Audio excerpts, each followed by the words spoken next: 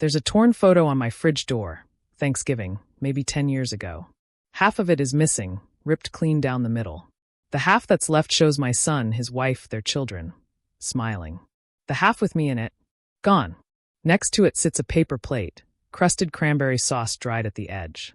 They handed it to me last year. Didn't even bother with a real plate. My own son looked me in the eye and said, "You're not family anymore." And that plate, that was the last one they gave me. Before we continue, I'd love to know, where are you watching from? Comment below. I wasn't always just an old woman with soft steps and quiet eyes.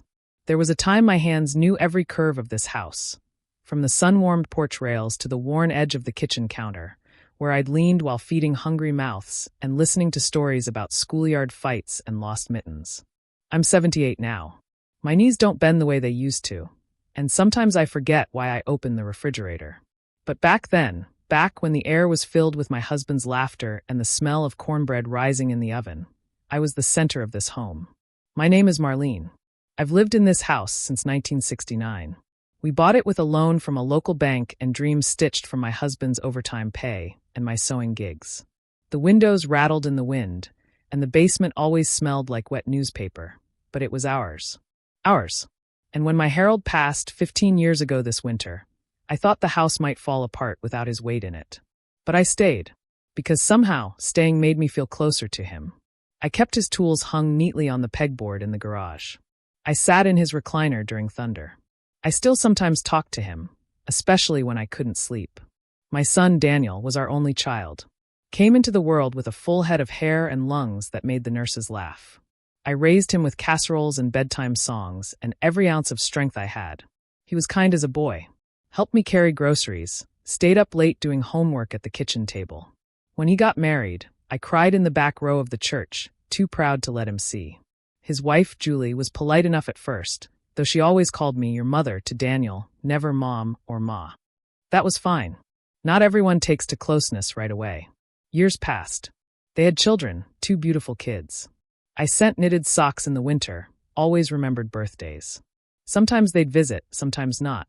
Life gets busy, I told myself. People mean well even when they don't show up. Then 3 years ago, Daniel lost his job. Company downsizing, he said. They needed a place to stay, just for a little while. So I opened my home. It wasn't even a question. They moved in with boxes and tension, and the smell of a different life. Julie brought her blender, her wall art, and started rearranging my pantry. I didn't say a word when my canned peaches were shoved to the back or when my floral curtains were replaced with beige ones. I figured they need space too. It's only temporary. But temporary turned into seasons. Then years. At first, we tried. Sunday dinners with roasted chicken. Movie nights, even if I fell asleep halfway through. Julie worked remote, Daniel searched for jobs, and the children stomped up and down the stairs like laughter with legs. I loved having them here, I really did, in the beginning. I felt useful again, babysitting, folding laundry, keeping the house humming. But something began to shift. I started noticing the silences first. Quiet pauses when I entered the room. Smiles that didn't quite reach the eyes. Decisions made without asking. Furniture moved, a new lock on the garage. The grandchildren stopped coming to my room unless sent.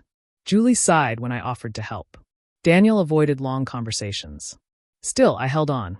I baked pies in autumn and left notes on the fridge with hearts drawn in the corners. Then came the whisperings. I'd walk into the kitchen and hear my name drop like a stone into water, followed by hushes and averted eyes. One afternoon, I went to pour myself some tea and found the pantry reorganized again. My herbal teas missing, replaced with protein powders and imported snacks. I told myself, let it be.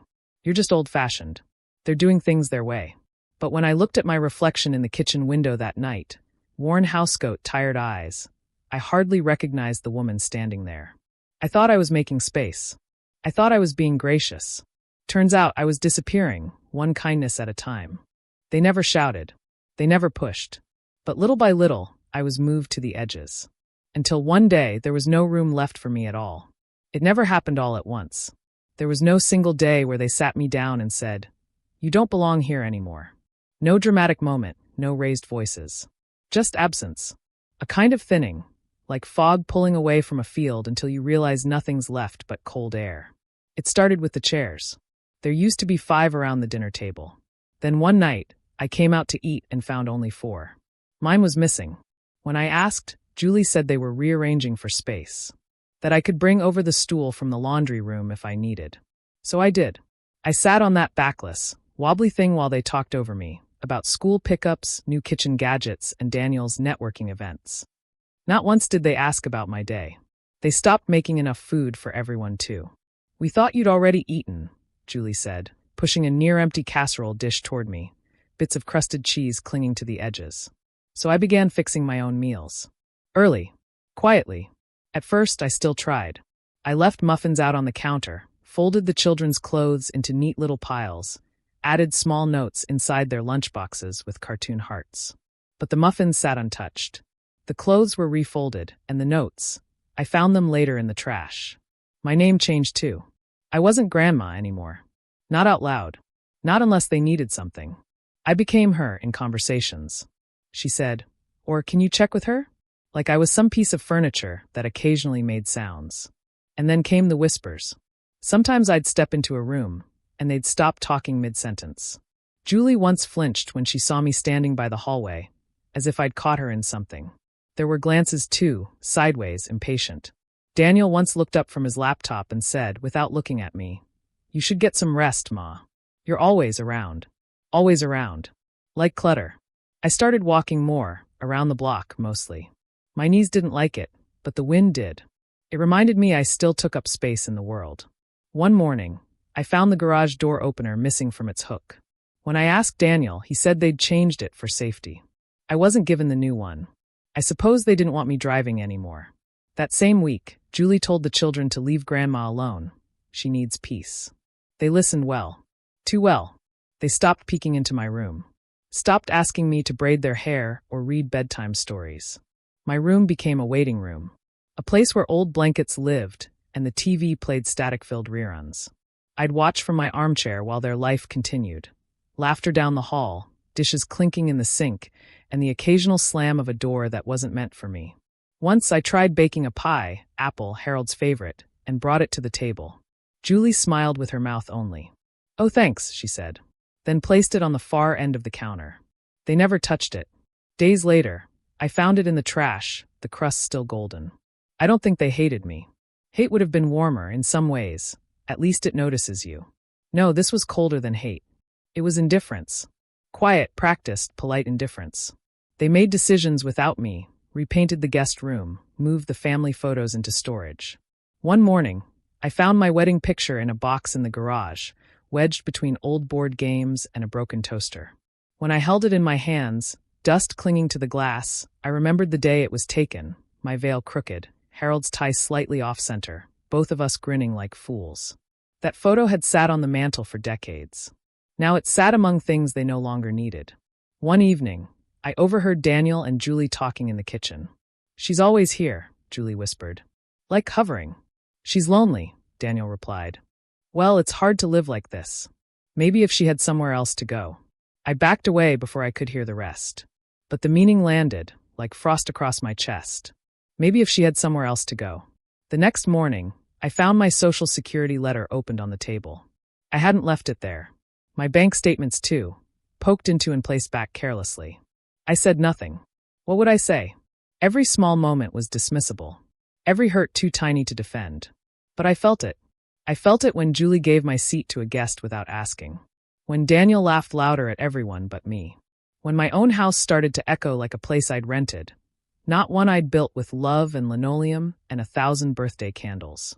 The air between us had changed. I didn't know how to name it then, but I know now. It wasn't just distance. It was erasure. One quiet, polite, calculated gesture at a time. They were removing me from the story. It was late November, just a few days before Thanksgiving. The air had that heavy wood smoke smell. Leaves blew in little whirlpools across the porch, and the kitchen window fogged gently from the warmth inside. I'd been baking cornbread, not because anyone asked, but because I still believed tradition had meaning, even if only I carried it now. I was setting it on the counter when I heard them in the living room, Daniel and Julie, voices low, but not hushed. I could tell they didn't think I was nearby. "She wants to make dinner again," Julie said, tired. Daniel sighed. "We've already talked about this. She doesn't understand she's not in charge anymore." He didn't respond right away. Just the slow creak of the couch cushions. Then he said it, quiet, steady, like a conclusion already reached. She's not family anymore. Not family. Those words didn't strike like thunder. They didn't slam or sting. They settled, slowly, like ashes after a fire. I stood there, fingers still warm from the oven mitt, crumbs clinging to the hem of my apron. The cornbread sat between us, golden, untouched. I didn't move. Didn't make a sound. I just stood in the kitchen I had cooked in for over 5 decades, listening to my own son redefine me into a stranger. There was no confrontation that night. No angry outburst.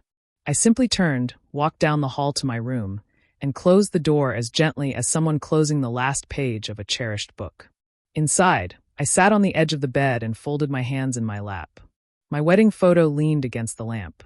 Harold's eyes smiled up at me, still lopsided in that tie I never fixed. The walls felt closer than usual, like the room was breathing in, shrinking to hold only what I now was. I thought about all the times I'd stayed quiet, when they rearranged my shelves, replaced my linens, ignored my words, discarded my gifts. I thought of every time I told myself, let it be. They mean well. But now I knew. I wasn't misreading it. It wasn't forgetfulness or stress or youth. It was deliberate. They didn't see me as part of their life anymore. Not truly. I was a background figure, a soft inconvenience. And when Daniel said those words, she's not family anymore, he wasn't angry. He wasn't even emotional. He was just done. And I suppose I was too. Not bitter. Not loud. Just finished with the hoping. I looked around my room that night and realized I hadn't redecorated since Harold died. The same quilt. The same clock ticking gently on the wall. The same silence that used to feel peaceful now felt like a slow disappearance. I opened my bottom drawer, the one I kept locked.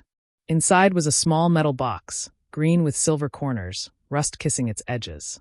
Inside that box was the deed to the house. Still in my name. I ran my fingers over the paper. Softly, like it might bruise if I pressed too hard. They'd forgotten, or maybe never bothered to ask. They assumed time and kindness had erased my place in this home. But I was still here. And that meant something. I didn't sleep that night. Just listened to the murmur of the house, the settling of wood, the wind tapping against the window pane. In the early hours, just before dawn, I wrapped myself in my shawl and sat by the living room window. The streetlight cast long shadows over the floor, and I thought about all the shoes that had walked across it. All the birthdays. All the tears and late-night phone calls and lullabies sung off-key. I wasn't angry. Truly, I wasn't. I was just done pretending that love made them kind, or that giving meant they would understand what was given. Daniel was my son, but that didn't mean he saw me. And sometimes I realized love doesn't leave with slamming doors. Sometimes it drifts like dust off an unused chair. That morning, as they bustled in the kitchen, her making smoothies, him scrolling his phone, I walked in, poured myself a cup of tea, and sat silently at the table. They didn't speak to me, and I didn't try. I simply looked at the sun rising through the curtain lace and thought, if I am not family to them, then maybe they are no longer home to me. It's strange how quiet the beginning of change can be. You imagine thunder, lightning, even some grand moment that splits the sky and declares, this is where it all turns. But for me, it was the sound of a drawer sliding open. My drawer. My fingers slow and certain as they reached for the green metal box again, the one with rusted corners and a little key taped underneath. I brought it to the kitchen that morning, while the house still slept. The same kitchen where I'd been made invisible. The floor creaked under my slippers as I moved. Not because I was weak, but because the house remembered me. It still bent to my weight, still whispered its stories through the boards. I placed the box on the table. Unlocked it. Laid the contents out like a puzzle I'd finally decided to finish. Deed to the house. A copy of Harold's will. My social security letters. And tucked in the folds of an old envelope, our savings bond. Faded but real. I stared at the papers a long time. Not reading. Just remembering. This house wasn't just walls and windows. It was where I became a mother. Where Harold painted the nursery blue.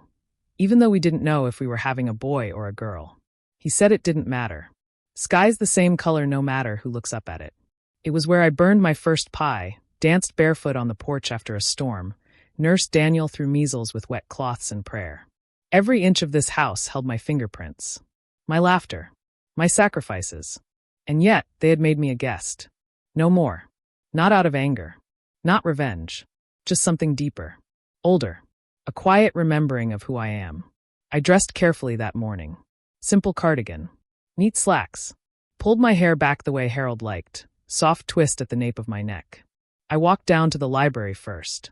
Asked the young man at the counter if I could use a computer. He smiled, kind patient. Helped me find what I needed. I printed out documents, sale listings, property transfer forms. My hands shook a little, but not from fear. Just from the weight of doing something I should have done long ago. Next, I went to the courthouse. The security guard nodded as I passed. He reminded me of a boy Daniel used to know in Little League. All elbows and kindness. I stood in line. Waited. Asked for help when I needed to. Take your time, the clerk said, sliding the forms toward me. She didn't rush me. Didn't sigh. Didn't look through me. I signed my name with steady strokes. Marlene Evelyn Carter. Still here. Still capable. That night, I made pot roast. The old way. With bay leaves and pearl onions. I set the table for 4. Took the stool from the laundry room and placed it back where my chair used to be. Then I pulled one of the old dining chairs out of the garage and set it in its rightful place. Julie came in and blinked. "Oh, did you cook?" "I did," I said. Nothing more. They sat. Ate. Talked around me as usual. I didn't mind. I was listening to something else. The voice inside me that had woken up. Later that night, when they were asleep, I walked the halls. Touched the corners where Daniel used to stack his blocks. The frame where Harold once measured his height, pencil marks still faint under the paint. I wasn't just someone who lived here. I was the foundation. And somehow I had forgotten that. But not anymore. Over the next week, I made quiet calls. Found a small law firm 2 towns over. A place where they still answered the phone with warmth in their voice. A young woman named Clara took my case. Listened carefully. Treated me like a person with choices, not a relic to be managed. "You're the owner," she reminded me gently. "You still have power." Power. That's not a word I'd thought of in a long time. But I didn't feel powerful in the loud television sort of way. I felt grounded, like a tree that remembers its roots, even when no one waters it. I started moving my things slowly, quietly, into boxes. Just my things. Not because I was leaving, but because I was clearing the space for what was coming. Each item I packed was a decision. Each memory a boundary. And with every box, I felt something loosen inside me. Not bitterness. Not grief. Just space. The first step didn't feel like much at all. Just a phone call, a quiet conversation. A meeting on a Wednesday afternoon when the sky was low and gray and the wind smelled of coming rain. But for me, that small step was everything. I took the bus to the real estate office. The young man behind the desk had hair too long for his collar and kind eyes that reminded me of my brother when we were kids. He stood when I came in, offered me tea. No one had done that for me in a long time. His name was Ben. I handed him the deed, folded carefully inside a plastic sleeve I'd bought at the dollar store. "I want to sell," I said. My voice didn't shake. It didn't need to. The decision was already made. The papers, the boxes in my room, the nights sitting up with the metal box on my lap, they had all prepared me for this. Ben didn't ask why. Maybe he saw the answer in my eyes. He walked me through the process slowly, thoughtfully. Made notes in neat handwriting. Listened more than he spoke. I left his office lighter somehow, not because I was free yet, but because I was moving. I had chosen a path, and my feet were steady on it. Back at home, nothing had changed on the surface. Julie's blender whirred in the mornings, loud and thoughtless. Daniel sat on the couch, laptop balanced on his knee, scrolling, always scrolling. The children ran up and down the stairs, their voices filling the house, but not for me. And I let it all be. I moved through the house quietly, like someone already gone. I sorted papers at the library, making copies of what I'd need. I stopped at the post office to set up mail forwarding, just in case. I began looking at small senior apartments, ones with flower beds out front and laundry on the first floor.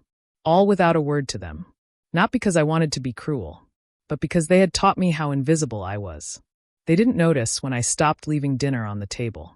They didn't notice when I stopped offering to babysit.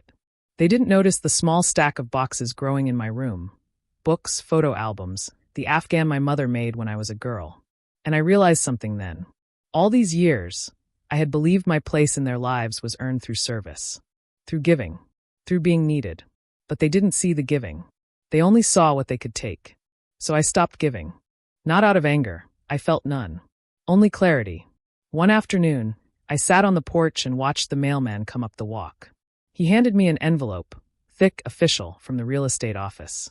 The listing agreement. It was real now. The house would go. They would go. And I would go. The thought didn't frighten me. It felt like air filling my lungs after too long holding my breath. That evening, I took out the good plates, the ones with the blue edges I'd saved for holidays. I set the table for one. I ate slowly, savoring every bite. I lit a candle. Not for show. Just for me. And when Daniel passed through the kitchen, he glanced at me and kept walking. Not a word. Julie didn't even look up from her phone. I almost smiled then. Not because I was happy at their distance, but because I knew, finally, that I could stand alone in it. They had built this silence. I had simply decided to stop filling it. Every day after that was another quiet step. The house was listed. Showings were scheduled. I walked the halls at night, touching the walls, saying goodbye in my own way. I didn't rush them out in my mind. I simply prepared. And all the while, they didn't see it coming. Because they never looked closely enough to see me. I suppose we all carry our old wounds, some so quiet and deep that we forget they're there until something brushes against them. That night, after the first showing of the house, I sat alone in the living room. The visitors had come and gone, their voices bright and curious, walking through my memories as if they were just walls and floors. I watched the porch light flicker against the window and felt the weight of the years press against my chest. And that's when it came back to me. The first time I knew what it was to be set aside, quietly, politely, without a fuss. I was 16. The spring I thought I might matter more than I did. My mother had remarried after my father passed. He was a man of few words and little warmth. The kind of man who believed a girl's place was in the corners, not the center of a room. His own daughter, my stepsister, was the star in his sky. She had pretty curls and a laugh that turned heads, and she knew how to shine under his gaze. I tried not to mind. Tried to make myself useful, setting the table, minding the baby, keeping my voice soft so I wouldn't be told I was too much. There was a Sunday picnic. One of those bright afternoons when the world smells of grass and sun, and for a moment you believe good things can last. We packed fried chicken, biscuits, lemonade in a glass jug. I wore my best dress, pale yellow with a white collar I'd ironed myself. I remember standing by the picnic blanket, watching my mother spread out the food. My stepfather laughed, pulling his daughter close, setting her plate first, handing her the best piece of chicken, the biggest slice of pie. I waited, quiet, patient, expecting my turn. It never came. He passed me by as if I weren't there. My mother's eyes flicked to me, full of apology, but she didn't speak up. Not then. Not ever. So I served myself last. Ate the crumbs. Smiled so no one would see the sting. Learned that day how easy it is for people to look past you if it suits them. And that lesson stayed. Through school, through marriage, through motherhood. Even Harold, as good and kind as he was, didn't always see the ways I made myself small to keep the peace. The meals served first, the dreams quietly folded away, the long nights waiting up while he worked or worried or sat silent with his own troubles. And when Daniel was born, I promised that I'd raise him to see people. Really see them. To notice the hands that served him, the hearts that loved him, the souls that stood beside him. For a time, I thought I had. He was a gentle boy. Quick to thank, slow to anger. The kind who'd bring me wildflowers from the yard and draw me pictures of rocket ships and stick-figure families with smiling faces. But somehow, somewhere, that boy grew into a man who learned to look past me too. Not cruelly. Not with malice. Just with the ease of someone who has forgotten who held them up. As I sat there in the darkened room, I thought about that picnic again. The way my stepfather laughed, the way my mother stayed quiet, the way I ate my cold biscuit and tried not to cry. And I realized this moment, this house, this betrayal, wasn't new. It was just the last verse of a song I'd been humming my whole life. But now, at 78, I had learned a new tune. I wouldn't wait for someone to hand me a plate. I wouldn't take the crumbs and smile through the hollow ache. This time, I was choosing the meal. This time, I was setting the table for myself. And that thought, soft as it was, filled me with a warmth I hadn't felt in years. A kind of quiet power. The kind that doesn't need to be seen to be real. The kind that belongs wholly to me. It was a Thursday night, late, after the house had settled into its usual hush. The kind of silence that breathes between walls, carrying the sighs of the day, the crumbs of every spoken word. I couldn't sleep. Not from worry. Just habit. My bones don't rest the way they used to, and the nights have their own rhythm now, a slow unfolding of thoughts, like laundry hung in moonlight. I made my way to the kitchen for a glass of water. As I turned the corner near the stairs, I heard them. Daniel and Julie. Their voices floated from the living room, low, but not low enough. I paused at the edge of the hallway, heart thudding not from fear, but from knowing. I shouldn't have listened. But something in me already knew I needed to. She just sits there, Julie was saying, exasperated. Always watching, like she's waiting for us to mess up. She's just old, Daniel replied too quickly. She doesn't mean anything by it. Julie scoffed. Doesn't mean she isn't a problem. A pause. Then Daniel, quieter. It's not like she has much time left anyway. I didn't breathe. Julie chuckled, not kindly. You say that like it's a bad thing. Then silence. The kind that seals words in the air, heavy and certain. They didn't know I was there. And that made it real. I stood in the hallway, one hand on the wall to steady myself. Not because I was going to fall, but because something inside me already had. She doesn't mean anything by it. She's just old. Not much time left anyway. It wasn't just what they said. It was how they said it. As if I were a burden to be tolerated. As if my life were a ticking clock, and my existence nothing but an inconvenience they were patiently waiting out. I didn't cry. I went to the kitchen, poured my water, and sipped it slowly. The moonlight glinted off the rim of the glass, silver and cold. They were still in the living room. I could hear the clink of Daniel's spoon in his cereal bowl, the rustle of pages as Julie flipped through a magazine. I walked back to my room, each step softer than the last, as if the house itself didn't want to disturb me. I sat on the edge of my bed, glass still in hand, and I let the weight of it come. Not grief. Not even betrayal, that had come long ago. This was recognition. This was the quiet knowing that everything I had once feared was true. I was no longer seen as a person in this house. Just a fixture. A shadow. They didn't hate me. They had simply erased me. And hearing them say it out loud, didn't break me. It clarified me. I thought about the first time I brought Daniel home from the hospital. Tiny, red-faced, tucked in my arms like something holy. I remembered the nights I stayed up when he was sick, the scraped knees, the broken hearts, the 1,000 small ways I had shown him he mattered. And now, he was waiting for me to disappear. Quietly, conveniently. But I wouldn't. I wouldn't go gently into the background of their comfort. Not because I needed revenge. Not even justice. But because I still remembered who I was. And that night, I folded the final piece of my heart back into its place. No more hoping they'd see me. No more waiting for crumbs. The house was in motion. The papers were being processed. I had my plan. Now, I had my piece too. I lay down that night and stared at the ceiling, moonlight casting long stripes across the bedspread.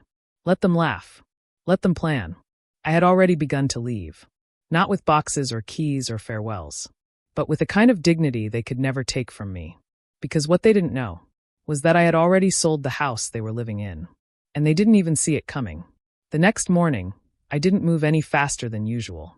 I still woke before the sun, still brushed my teeth with the same slow strokes, still ran a warm cloth over my face and folded the towel neatly beside the sink. But something in me had settled overnight, not hardened, not grown cold, just settled. Like a pond after the last ripple has gone still. I didn't need to be understood anymore. I didn't need them to explain why or how they stopped seeing me. And I no longer felt the urge to explain myself either. For so long I had tried, with gestures, with patience, with silence that I thought spoke love. I had believed foolishly that if I just kept giving, they would see me. But now I knew. You cannot give enough to people who have decided you are nothing. So that morning I made my tea, sat in my usual spot by the kitchen window, and I said nothing when Daniel walked in. He didn't say good morning. Neither did I. It wasn't bitterness. It wasn't punishment. It was peace. I had stopped reaching. Later that day, Julie asked if I could pick up the kids from school. I looked at her, really looked, and said in the gentlest voice I had, "No, I won't be able to." She blinked. Waited, maybe, for an explanation. I gave none. And in that silence, something shifted. She didn't press. Just nodded tightly and walked away. I could feel it. The first crack in the control, they didn't even know they were trying to hold over me. I stopped folding their laundry. Stopped cleaning the parts of the house that had become theirs. Stopped offering suggestions. Stopped waiting at the dinner table with hopeful eyes. Instead, I began to reclaim my time. I took the bus to the senior center and signed up for a quilting group, my name in neat cursive on the roster. I sat with women who spoke kindly, asked questions, listened when I answered. I went to the library and checked out a book of poetry, something I hadn't done in years. I sat in the park with a thermos of coffee and watched the birds gather along the fence, their little wings trembling in the breeze. And slowly, I began to feel like a person again. Not a mother, not a grandmother, not a guest, just Marlene. I came home later each day, made only my dinner, took long baths and let the water soak the ache from my bones. They noticed, in the way people notice when a familiar background noise suddenly goes silent. One evening, Daniel stood in the hallway outside my room. "You've been quiet," he said, not unkindly. I looked up from my book. "Have I?" He opened his mouth to say something else, then closed it. Walked away. It's funny how silence, when chosen, can be more powerful than words. They began to fidget in their own routines. Julie started asking questions, small ones, if I'd seen the mail, if I knew where something was. I answered plainly, but I didn't offer more. And the children, they began to peek into my room again, shyly, as if unsure of the rules. I smiled at them, always smiled, but I didn't ask them to stay. I let them come or go. It was not my job to chase love anymore. One day, I passed Daniel in the hallway. He looked tired, older than I remembered. He hesitated, then said, "You're not upset, are you?" I paused, looked at him with all the softness I had left. "No," I said. "I'm just done trying to be somewhere I'm not wanted." He didn't have a reply for that, and I didn't wait for one. I walked back to my room and pulled the boxes closer to the door. It was nearly time. They still didn't know the house was sold. They still thought everything was the same. But everything had already changed. Because I had changed. Not loudly, not with a storm, but in the quiet way an old tree leans toward the sun, slowly, steadily, without asking permission. And in that shift, I found a kind of strength I didn't know was still inside me. The strength to stop explaining. The strength to stop justifying. The strength to simply be. The day I met Clara, the wind was tugging at the sleeves of my sweater like an old friend asking me not to go inside. But I stepped through the glass doors of the little law office tucked between the pharmacy and a tax prep place. A place I'd walked by for years without ever noticing. I had an appointment at 11 o'clock. The secretary greeted me kindly, not rushed, not distracted. She offered water. I declined, but thanked her, just for asking. When Clara came out, I expected someone older. She looked about 30, bright-eyed, with a quiet confidence that reminded me of the girls I used to sew prom dresses for, before arthritis stiffened my fingers. She shook my hand firmly, led me into her office. We sat. She asked softly, "What brings you in today, Miss Carter?" And for the first time in a long while, I told the truth. I told her about the house, about the deed, about my son and his wife, and the silence that had settled like dust on a forgotten shelf. I didn't cry. I didn't dramatize. Just told it plain. She listened. Not with pity. Not with polite nods. But with the steady gaze of someone who saw me as whole. When I finished, she was quiet a moment. Then she said, "You're not alone. You have options. And you have every right to decide what happens to your home." Every word, soft as it was, landed like bricks of reassurance. We went over the final steps. Clara explained everything clearly, gently, pausing when I needed time to process. She didn't rush me, didn't speak down to me. She made me feel capable. Before I left, she walked me to the door.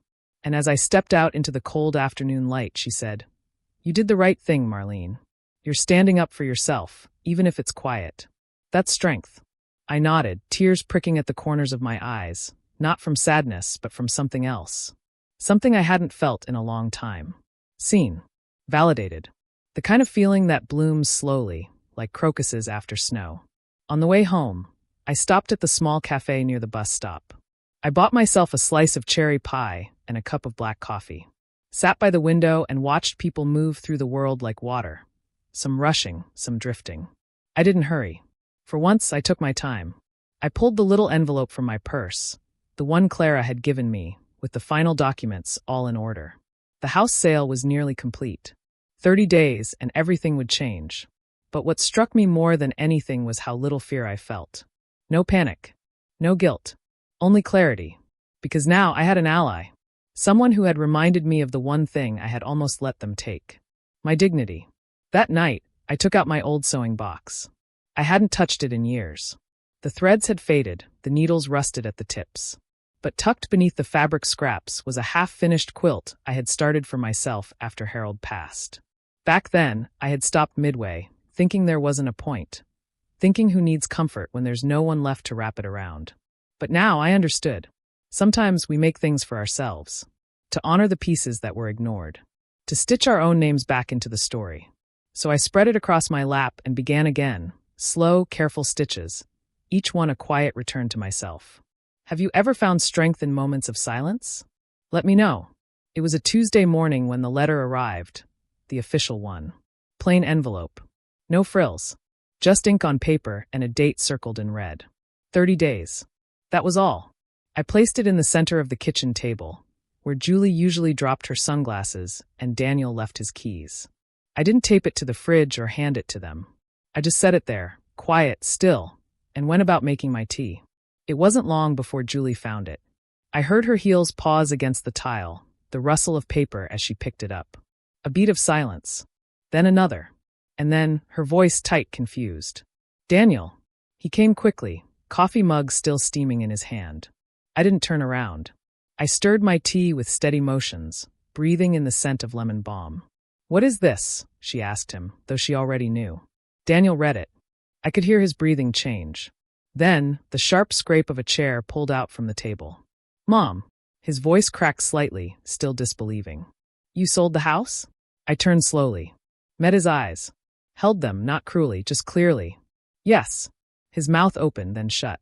Behind him, Julie's face had flushed to red. You didn't tell us, she said. I nodded. No. I didn't. But where will we go? Daniel asked. Where are we supposed to? You said I wasn't family, I said, my voice as calm as the morning light spilling through the window. This house belonged to me.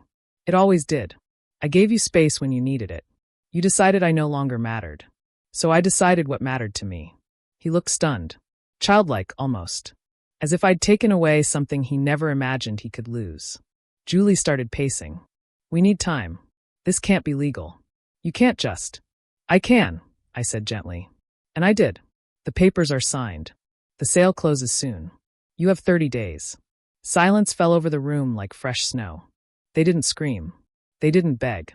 But I saw it then, the crack, the shift, the first glimmer of recognition in their eyes.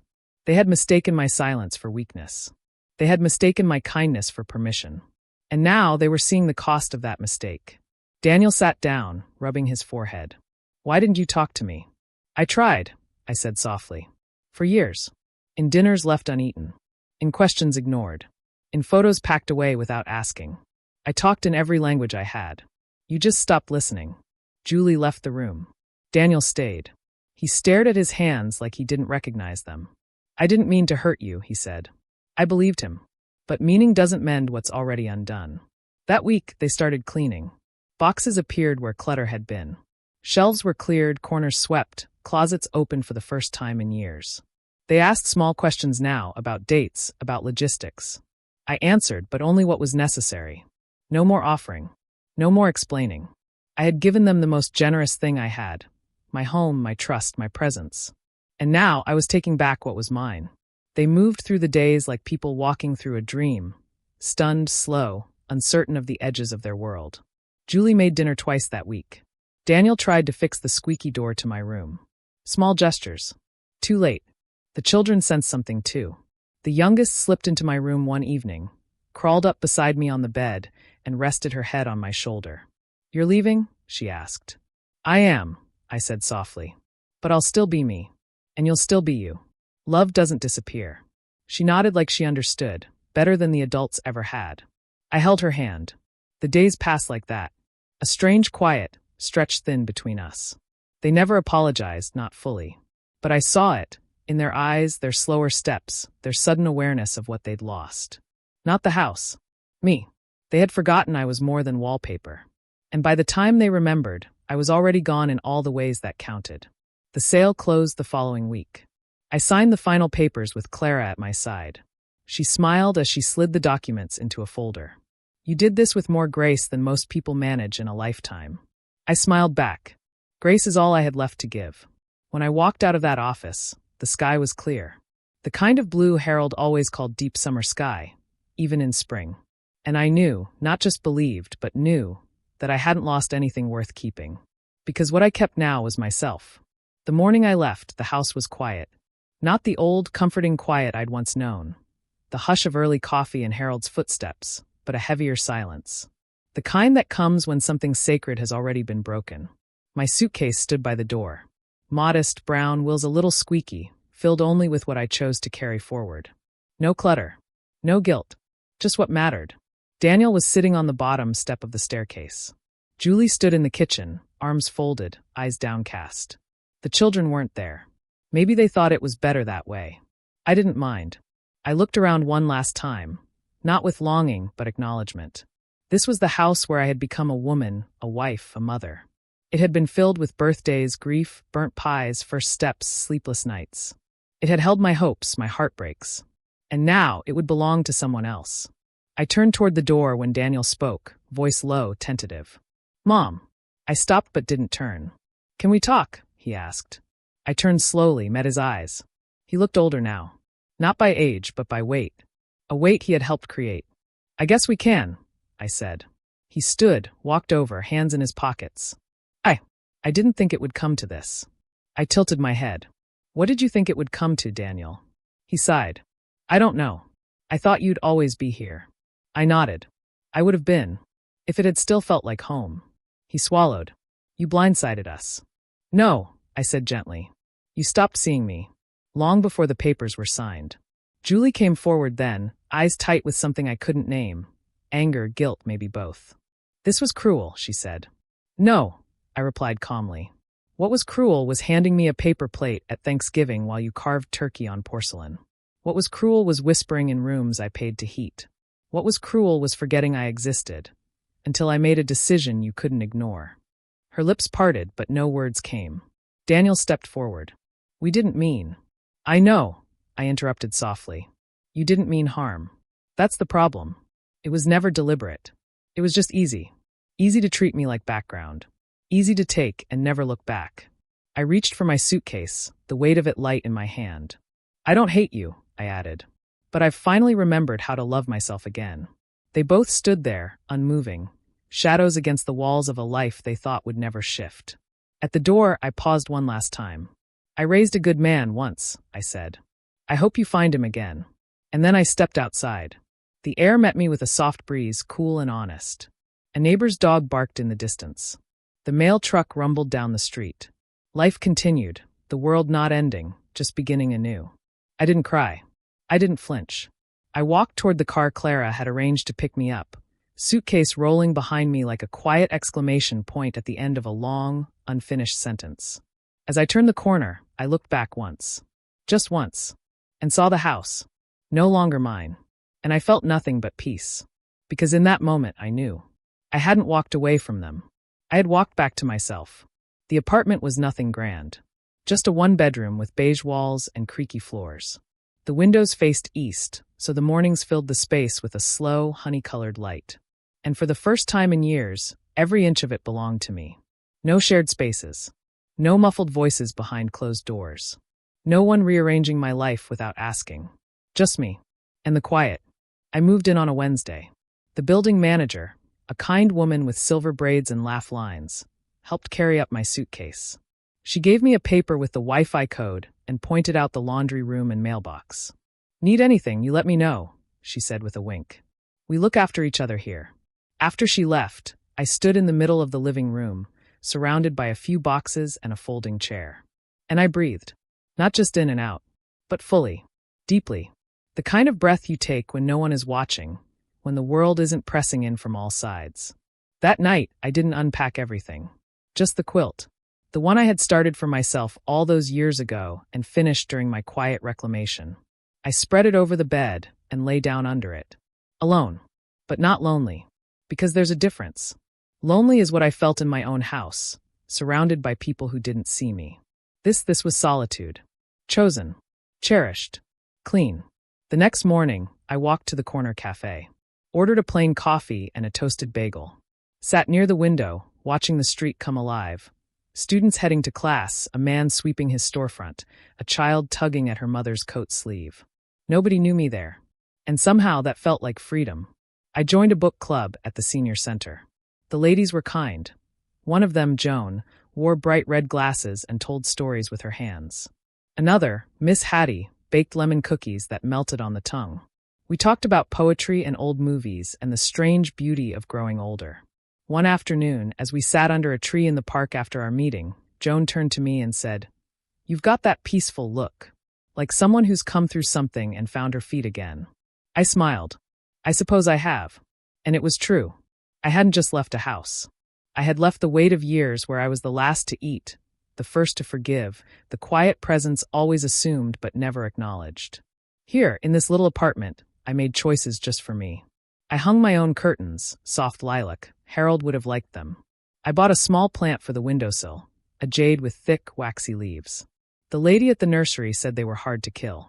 "I think we'll get along just fine," I told it. Some evenings, I lit a candle and listened to old records, Billie Holiday, Nat King Cole, voices that wrapped around me like warm memory. I wrote letters to old friends, started a new recipe journal, and once, on a whim, I painted my nails a soft rose pink. No one to laugh. No one to sigh. Only me. And I was enough. I didn't hear from Daniel much.